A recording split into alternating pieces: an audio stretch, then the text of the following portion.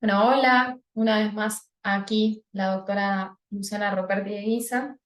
Vamos a estar viendo hoy un grupo de antibióticos muy importante, ¿sí? Que deben conocer a la perfección, que son los aminoglucósidos. Hablando un poco de las características generales de los aminoglucósidos, son pequeños, o sea, tienen un peso molecular, ¿sí? De 400 a 600 Dalton, son hidrosolubles y además se encuentran cargados positivamente, o sea, son sustancias polares, son cationes. Esto de que sean hidrosolubles y de que estén cargados hace que sean inabsorbibles por la vía oral. Eh, Son además sustancias extremadamente tóxicas, de hecho, muchos de sus efectos adversos van a limitar su uso y dentro de lo que son la clasificación pueden ser naturales o semisintéticos. La que ven acá a la derecha, la streptomicina, es la droga patrón del grupo. La streptomicina, ya vimos que se utiliza justamente para la tuberculosis, de hecho fue el primer antibiótico en ser sintetizado para este fin, y de hecho le valió el premio Nobel por esta razón a su creador. Dentro de lo que es la clasificación, se pueden clasificar por familias. Dentro de lo que es el grupo de la streptomicina, está la streptomicina propiamente dicha y además la dihidrostreptomicina. Dentro de lo que es la familia de la neomicina, que es lejos una de las familias más tóxicas, ¿sí? Está la neomicina y además la paromomicina. La familia gentamicina, compuesta por gentamicina y además tobramicina y metilmicina. Y por último, la familia canamicina, compuesta por la canamicina y la amicacina. Todas las que ven en cursiva, como la hidrostreptomicina, la netilmicina y la amicacina, son las que son semisintéticas, ¿sí? Las únicas semisintéticas, ya tres, el resto son todos compuestos naturales. Algo importante para aclarar acá: la dihidrostreptomicina eh, se utiliza solo por vía oral. Ahora bien, los aminoglucósidos son inabsorbibles por vía oral, ¿no? Entonces, lo que queremos nosotros si usamos dihidrostreptomicina es obtener una acción a nivel local. Y de hecho, la dihidrostreptomicina viene asociada al carbón, ¿sí? Al carbón que ustedes compran en la farmacia cuando justamente tienen diarrea. Bueno, ese carbón además tiene la dihidrostreptomicina que actúa a nivel local y de hecho inespecíficamente, ¿sí? En ese cuadro, en esa diarrea. Eh, Otra cosa importante de aclarar: la paromomicina no se comercializa aquí en Argentina, pero sí pueden encontrar en alguna bibliografía que además de tener acción sobre bacterias, la paromomicina tiene acción sobre amebas, sobre entamoeba histolítica, por ejemplo, y eso le valdría, eh, o sea, la característica de ser un antibiótico de amplio espectro, ¿sí? Como no se comercializa aquí en Argentina, nosotros nos vamos a valer del espectro de las que sí tenemos disponibles, y como todas actúan solamente, ¿sí? Salvo la paromomicina, todas actúan sobre bacterias, es que son antibióticos de pequeño espectro los aminoglucósidos. ¿Cómo es este pequeño espectro? Por un lado, la streptomicina, si bien tiene acción sobre algunos enterococos y sobre lo que es el género Brucella, saben que su acción principal y de hecho su uso principal es sobre Mycobacterium tuberculosis, o sea, se reserva para la tuberculosis. Después la canamicina también tiene acción sobre Mycobacterium tuberculosis, pero sobre las cepas multiresistentes. También tiene acción sobre enterobacterias, como Escherichia coli, como Proteus mirabilis, sobre el género Klebsiella. La canamicina tiene una importante acción sobre Morganella. Morganella es un género de bacterias que más que nada produce infecciones bastante graves en pacientes inmunodeprimidos y que estén internados en unidades de cuidados intensivos, ¿sí? Y no tenemos muchos antibióticos que tengan acción sobre ella. Y bueno, también sobre lo que es el género Serratia. Por lo que es el lado de gentamicina, micacina, tobramicina, acuérdense que la gentamicina tiene una excelente acción sobre Listeria monocitógenes. De hecho, vimos que junto a la ampicilina se utilizaba para el tratamiento de esta bacteria. También estos tres fármacos actuarían muy bien sobre lo que es el Staphylococcus meticilino sensible, pero justamente hay un asterisco ahí porque tanto gentamicina como amicacina podrían actuar sobre el SAMERL, estafilometicilino resistente, pero siempre debe pedirse, obviamente, un antibiograma previo, porque son muy altas las tasas de resistencias, ¿sí?, por parte de este germen a estos dos fármacos. Amicacina es la que se prefiere en el caso de que exista una tuberculosis multiresistente. También se puede utilizar en lo que es el tratamiento del complejo Mycobacterium avium.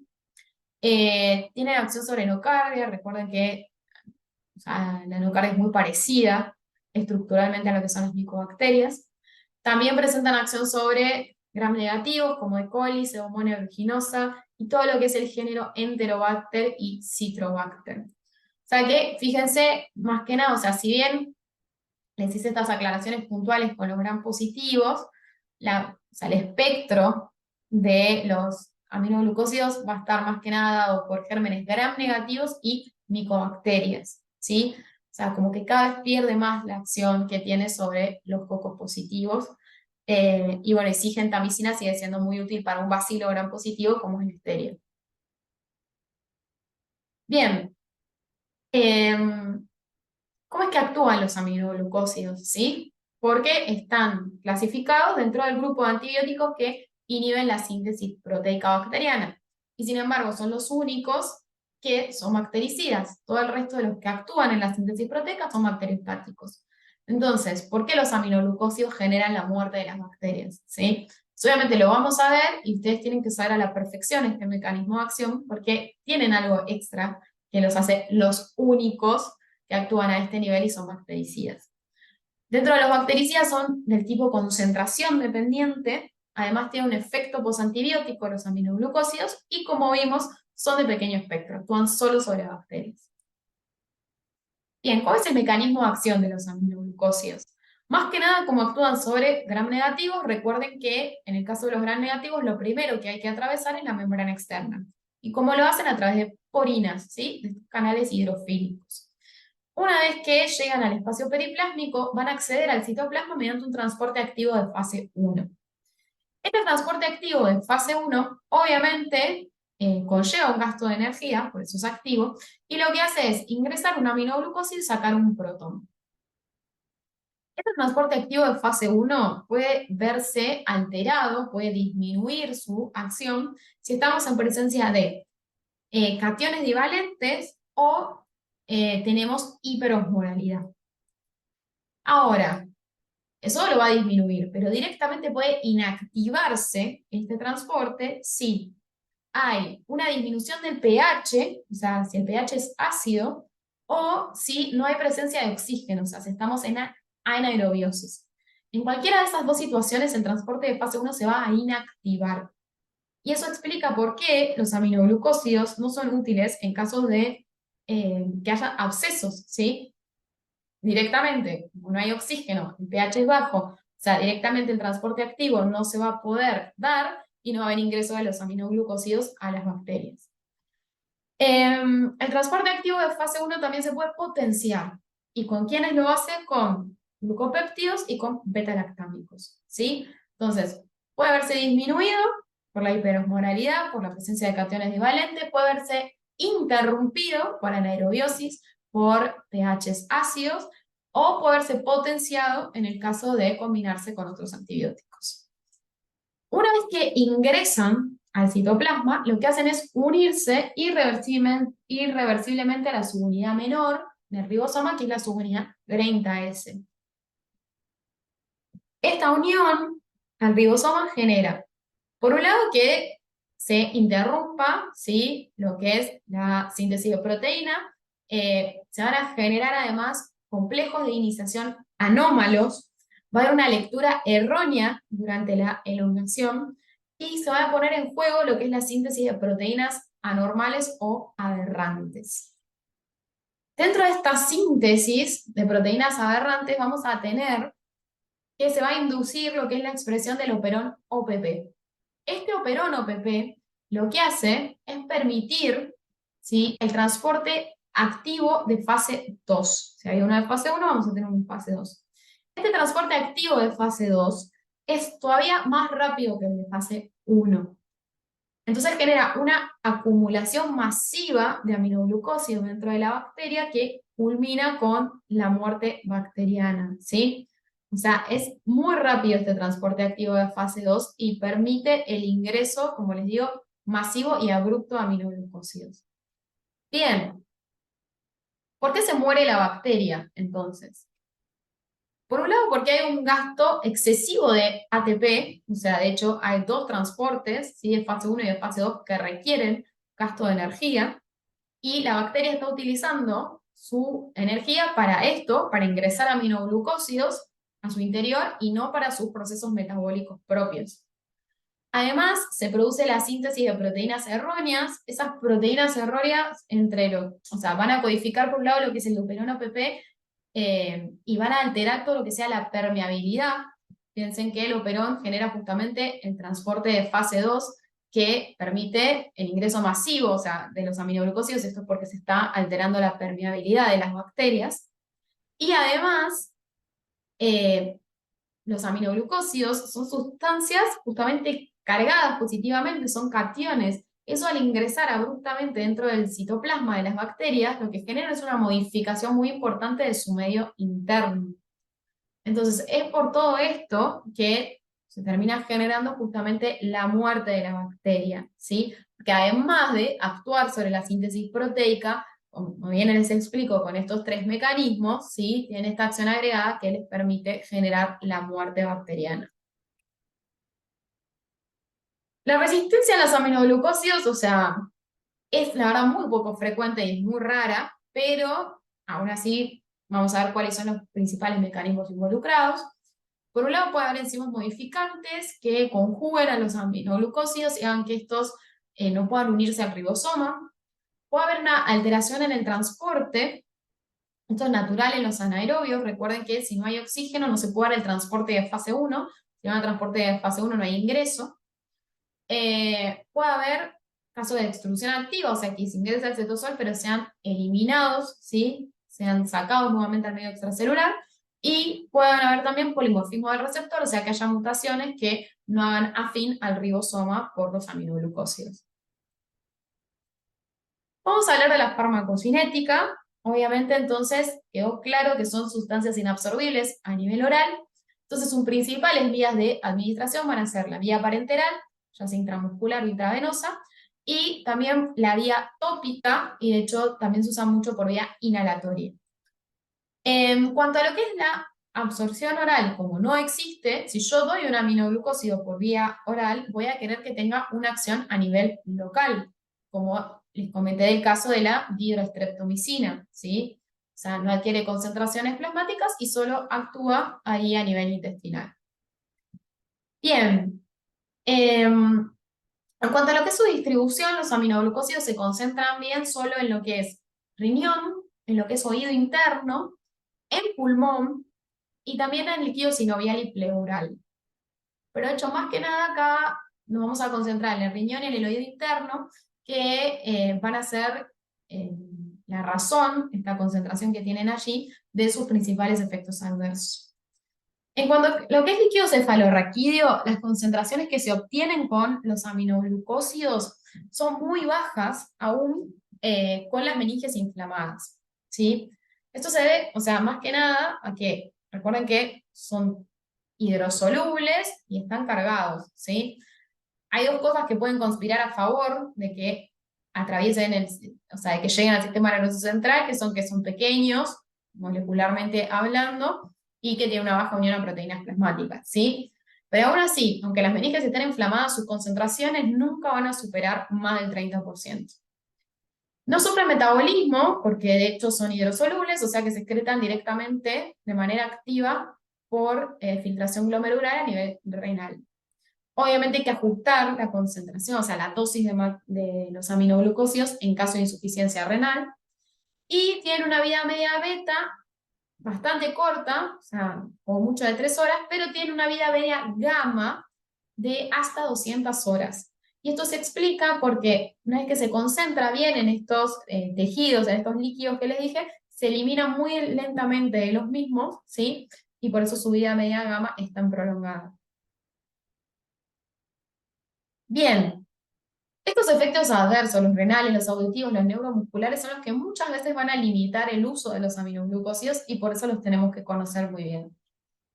En cuanto a lo que es el efecto adverso a nivel renal, fíjense ahí que puede aparecer entre un 3 y un 17% de los pacientes. El aminoglucósido más nefrotóxico es la neomicina, por eso yo les dije que dentro de las familias era la familia más tóxica, y es la razón por la que este fármaco ya no se utiliza más por vía parenteral. Pero la gentamicina y la amicacina, que sí son muy utilizadas, también tienen una toxicidad renal importante. Algo muy importante de los efectos adversos de los aminoglucósidos es que no son solo concentración dependientes, sino que también son tiempo dependientes, ¿sí? Y de hecho, fíjense, el riesgo para tener alguna afectación renal aumenta a partir del séptimo día de tratamiento y si se utilizan dosis fraccionadas. De hecho, vamos a ver que una de las estrategias para prevenir la nefrotoxicidad es administrar una dosis única. Hay que obviamente tener mucho cuidado en los pacientes con edad avanzada, en pacientes que tengan una insuficiencia renal previa, en cuadros de hipotensión arterial o de shock, porque también van a aumentar la concentración de estos cuadros de aminoglucósidos y por ende la toxicidad, y siempre que se administren con otros nefrotóxicos. ¿Cuáles son los efectos adversos que se pueden ver a nivel renal? Podemos tener proteinuria, cilindruria, de hecho puede haber una reducción del filtrado, un aumento de la creatininemia, puede estar asociado esto también a pérdida de iones, entonces podemos tener hipocalemia, hipocalcemia e hipofosfatemia. ¿Por qué sucede esto a nivel renal?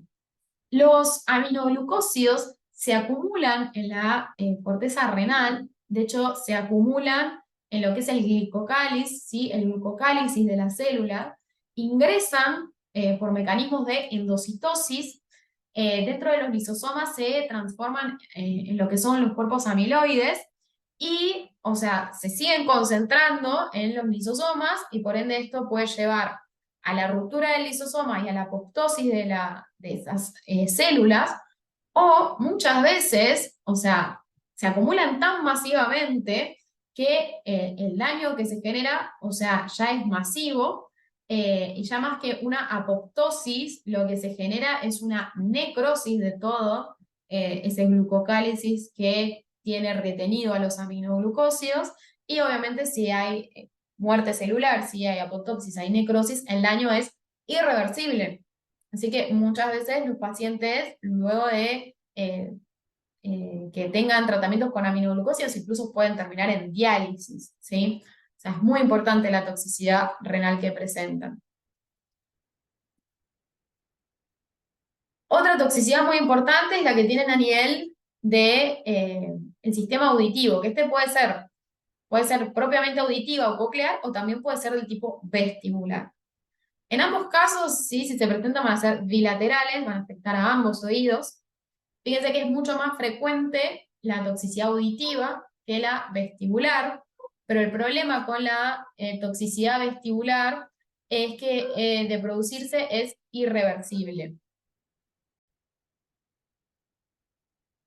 Ambas obviamente van a aumentar, o sea, son tanto concentración como tiempo dependiente, o sea que fíjense, si el tratamiento supera los 7 días en el caso de la auditiva o los 4 días en el caso de la vestibular, va a aumentar el riesgo. Eh, la neomicina siempre, como ven, es el fármaco más tóxico, el más nefrotóxico también es el más ototóxico, y después dentro de lo que es la toxicidad auditiva tenemos a la canamicina, y la que produce más toxicidad a nivel vestibular, la streptomicina, ¿sí?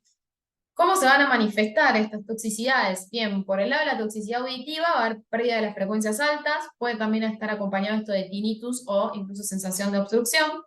Y la toxicidad vestibular es bien un síndrome laberíntico, ¿sí? Que incluye nistagmo, vértigo y obviamente náuseas y vómitos, ¿sí? Entonces es muy importante recordar esto, que si bien la más frecuente es la auditiva, va a ser reversible, pero la toxicidad vestibular, si bien tiene una frecuencia bastante baja, el problema es que el paciente va a quedar con un síndrome laberíntico de por vida porque es irreversible.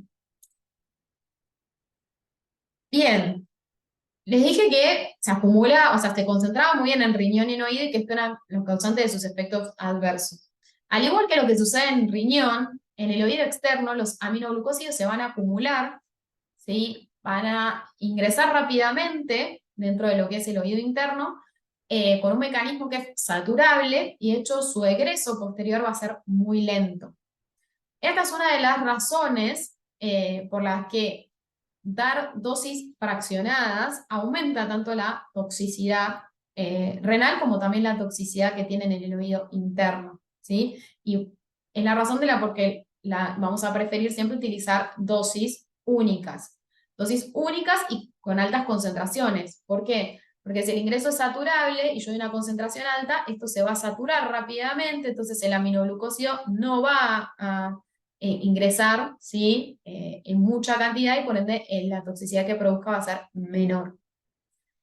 En cuanto a lo que es la ototoxicidad, tiene dos mecanismos de producción. Por un lado, la aguda, que es por activación de receptores NMDA, que lleva a que se acumule calcio y que ese calcio genere una excitotoxicidad. Y el más importante, el mecanismo crónico, que fíjense que es muy parecido al mecanismo renal, o sea, al mecanismo de toxicidad renal. Hay endocitosis, ¿sí? Con la formación de los cuerpos amiloides. Esto, además de a la necrosis, en el caso del oído, también puede llevar a la formación de radicales libres, ¿sí? Eh, Nuevamente hay que tener mucho cuidado en pacientes aneosos, en aquellos que se consuma asociadamente diuréticos de asa. Los diuréticos de asa también pueden generar ototoxicidad, en un fallo renal previo y en casos de hipovolemia, ¿sí? O sea, es muy parecido a lo que sucedía eh, con la nefrotoxicidad. Recuerden que se excretan activamente a nivel renal, o sea que cualquier alteración que yo tenga ahí va a hacer que se acumulen más todavía. ¿Cómo puedo hacer para prevenir entonces la nefrotoxicidad y la ototoxicidad? Hay varias maneras. Por un lado, siempre está muy bueno corregir lo que es la hipocalemia y la hipomagnesemia previamente a la administración del aminoglucósido, ¿sí? Si obviamente el paciente tiene hipocalemia, la corrijo antes. Evitar el uso de estos antibióticos en pacientes que ya tengan disminución del volumen intravascular. Limitar la duración del tratamiento con los aminoglucósidos a 7 días como máximo, ¿sí? A lo sumo, en una patología muy grave, a 10 días, pero recuerden que son tanto tiempo como concentración dependiendo de sus efectos adversos. Minimizar el uso concomitante de otros fármacos nefrotóxicos o ototóxicos. Utilizar el régimen consolidado, o sea, esta dosis única diaria, ¿sí? Para que justamente haya una saturación, para que no puedan ser endositados eh, todo el tiempo los aminoglucósidos. O sea, si yo saturo, le doy una concentración alta, ¿sí? Va a ser menos lo que ingrese que si yo doy dosis fraccionadas, que ahí van a estar siendo endositados permanentemente, ¿sí? Entonces siempre utilizar dosis únicas diarias, eso previene muchísimo la nefro y la ototoxicidad. Monitorear sus niveles plasmáticos y obviamente siempre evaluar de entrada la función renal, la función auditiva y vestibular, y ver cómo progresan estas, ¿sí? Funciones. De más está decir que si son nefrotóxicos, además de corregir hipocalemia, hipomagnesemia, lo que siempre se tiene que hacer es hidratar correctamente al paciente, ¿no? Recuerden que la hidratación en los casos de fármacos muy nefrotóxicos no es decirle que tome agua por boca, sino que se le ponga una vía y se lo hidrate parenteralmente al paciente. Bien, el último efecto adverso que también podía limitar su uso era el bloqueo neuromuscular, ¿sí? El bloqueo neuromuscular es poco frecuente, pero es grave. De hecho, es poco frecuente, pero puede llegar a requerir asistencia respiratoria mecánica del paciente. ¿Por qué está dado? Porque hay una inhibición de la acetilcolina, de hecho hay un bloqueo de los receptores nicotínicos posinápticos. En general se ve más cuando utilizamos la vía intravenosa y cuando la administración es rápida. Por suerte, aparece rápidamente, pero también revierte rápidamente, y se ve en mayor medida con la neomicina y con la streptomicina. Bien, la embriotoxicidad. Recuerden que los aminoglucósidos, por ejemplo, la streptomicina no la podíamos utilizar en el caso de una paciente embarazada con tuberculosis porque tienen efecto teratogénico y de hecho pueden generar sordera congénita.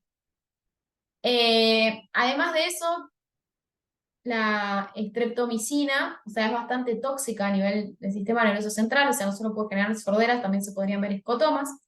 Y después ya tenemos los efectos adversos raros de los aminoglucósidos, que son la Hipersensibilidad, los efectos adversos a nivel hematológico, los efectos adversos a nivel gastrointestinal, que van a ser solo cuando se utilicen por vía oral, que no deberían utilizarse por esta vía, y también pueden generar, o sea, sobre todo la neomicina cuando se utilizaba por vía oral, un síndrome de mala absorción, ¿sí? Los más importantes justamente son la nefrotoxicidad, la autotoxicidad, el bloqueo neuromuscular y que recuerden que son teratogénicos y que causan sordera congénita.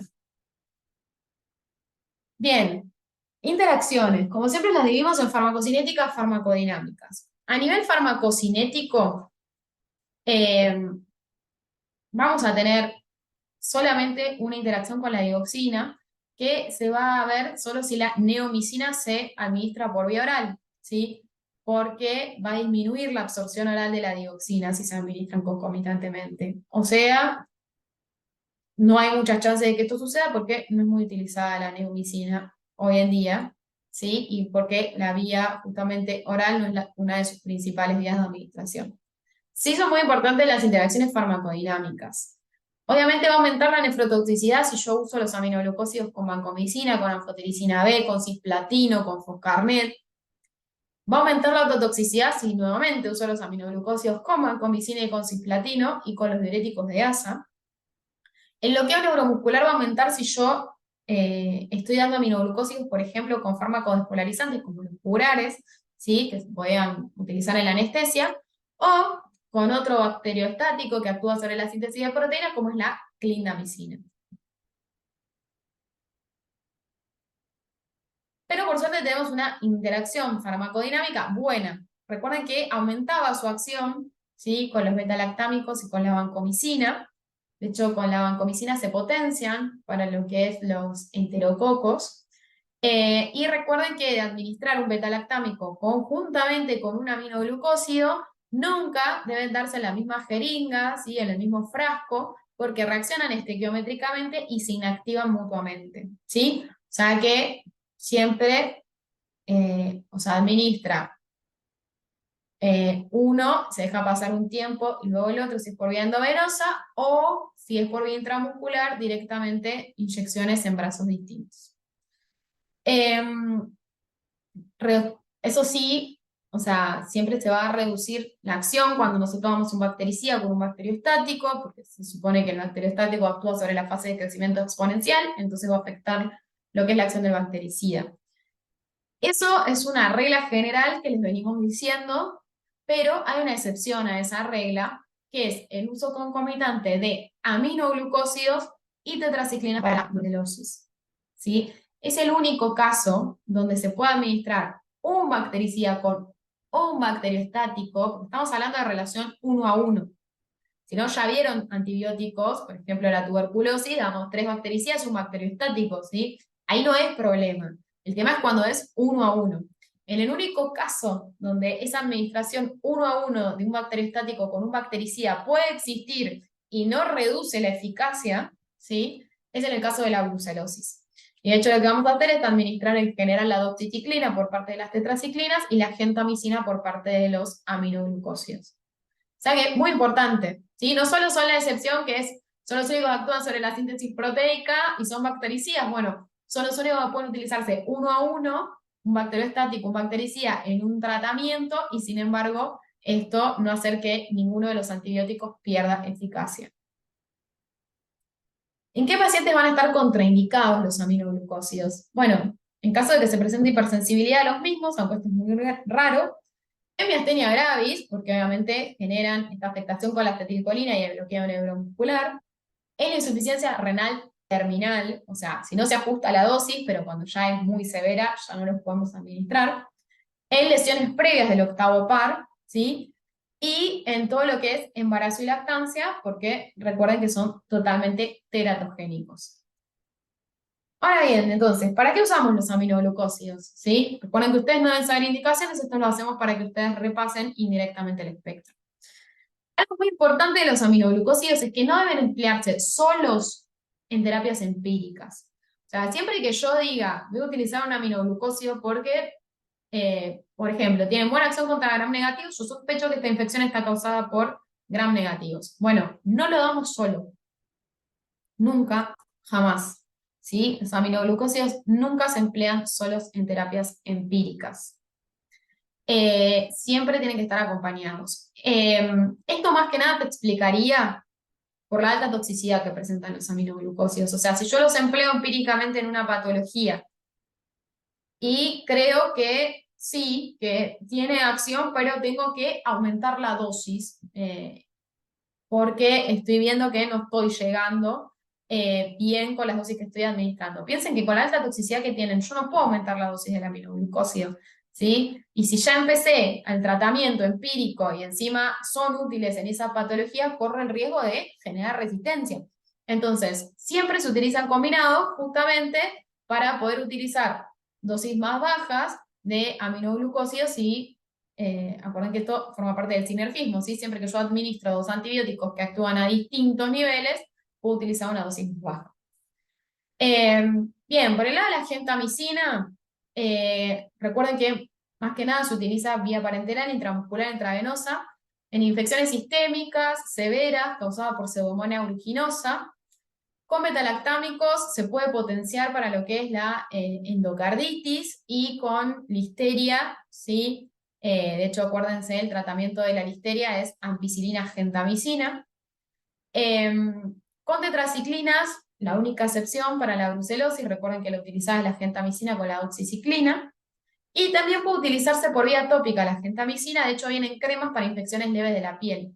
Esas cremas espantosas, ¿sí? Que vienen un antibiótico, un antimicótico y en general un corticoide asociado, ¿sí? Esos triples esquemas del mal. El antibiótico que siempre viene asociado es la gentamicina.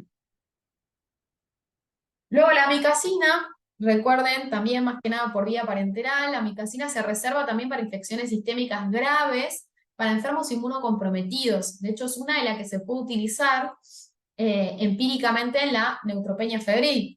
Si digo empíricamente, no lo puedo utilizar nunca sola. ¿Con quién se usa? Con la ceftazidima, ¿sí? Y tiene excelente acción contra Mycobacterium tuberculosis, ¿sí? Recuerden que es uno de los inyectables de segunda línea para las cepas multiresistentes. Streptomicina, esta es más que nada por vía intramuscular y acuérdense, exclusivamente para el tratamiento de la tuberculosis. La neomicina como es tan tóxica, ¿sí? Acuérdense que la neomicina era la más nefrotóxica y la más ototóxica, ya no viene más por vía parenteral y por vía tópica puede venir en cremas, en pomadas, para los que son infecciones leves a nivel de la piel. También vienen óvulos para ser aplicado por vía vaginal, en gotas oftálmicas, en gotas óticas, también para tratamientos tópicos, y son uno de los que vienen también en esos caramelos que tienen un poco de todo, para cuando uno tiene faringitis y le duele la garganta, ¿sí? Que tienen lidocaína, bueno, vienen también a la neomicina. Por vía oral, la neomicina solo debería utilizarse para la decontaminación de lo que es el intestino, ¿sí? Pero no va a ser su vía principal. Aún viene, de hecho muchas veces viene formulada ella con el carbón en lugar de la hidrostreptomicina. Obviamente es mucho más seguro usar la hidrostreptomicina. Y por último, la tobramicina, muy importante, la tobramicina, con esto, siempre le digo que las indicaciones son para recordar el espectro. Bueno, la tobramicina tiene una excelente acción sobre Pseudomonas aeruginosa, ¿sí? Los pacientes con fibrosis quística, si llegan a infectarse con este germen, o sea, justamente se altera muchísimo el pronóstico, ¿sí? Y su sobrevida. Entonces, lo que se hace es utilizar directamente la tobramicina para el tratamiento de la fibrosis quística, o sea, de la Pseudomonas aeruginosa en pacientes con fibrosis quística por vía inhalatoria, ¿sí? Hay nebulizaciones y se utiliza directamente por esta vía. Y también viene para ser administrada por vía tópica en colirios, en caso de que haya conjuntivitis, sobre todo por gérmenes gram negativos, ¿sí? Que son esas presentaciones donde viene en general en el colirio el antibiótico con el glucocorticoide que ayude un poco a lo que es o sea, que genere el efecto antiinflamatorio, ¿sí? Pero muy importante esta acción, o sea, la tobramicina, si se acuerdan, incluía más cosas en el espectro, pero es por su excelente acción sobre Pseudomonas aeruginosa, ¿sí? Que se utiliza en estos pacientes por vía inhalatoria. Bien, eso fue todo. Una vez más espero que les sirva y muchas gracias a todos.